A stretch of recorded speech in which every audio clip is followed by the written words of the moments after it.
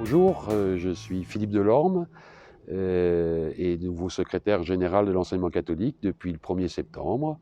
Je viens du diocèse de Créteil où j'étais directeur diocésain. J'ai 56 ans, nous sommes mariés depuis 31 ans, nous avons 5 enfants et je suis diacre permanent depuis bientôt 6 ans pour le diocèse de Créteil.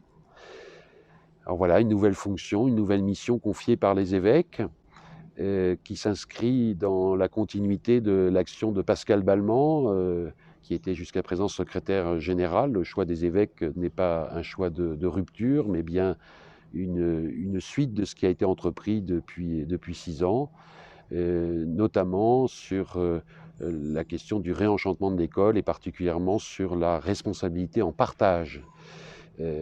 Réflexion que nous avons menée durant toute l'année dernière et que nous allons poursuivre et mettre en œuvre cette année autour de quatre thématiques.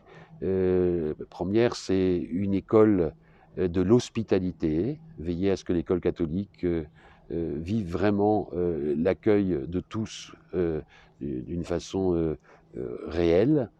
Deuxièmement, une école de l'explicitation, de façon à ce que tous les acteurs de l'enseignement catholique, les parents d'élèves, les élèves, comprennent bien ce que nous vivons, quel est notre projet et comment il se construit.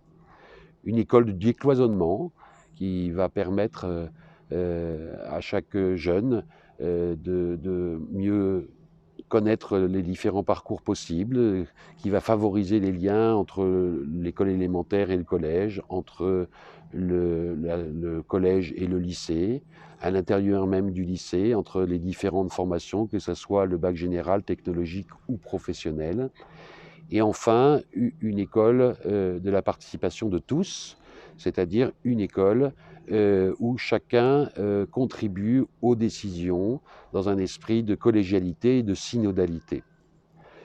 L'action que je vais mener s'inscrit aussi dans la lettre de mission reçue par Monseigneur Ulrich, président du Conseil épiscopal pour l'enseignement catholique, où je suis invité à mettre en œuvre la démarche prospective initiée par mon prédécesseur et voulue par les évêques de France, où je suis amené à mettre en œuvre aussi et à bien réfléchir sur la formation initiale et continue des personnels et des enseignants, à maintenir un dialogue constructif avec le ministère de l'Éducation nationale et enfin, veiller à ce que l'école catholique soit toujours là pour annoncer la bonne nouvelle de Jésus-Christ. Merci beaucoup.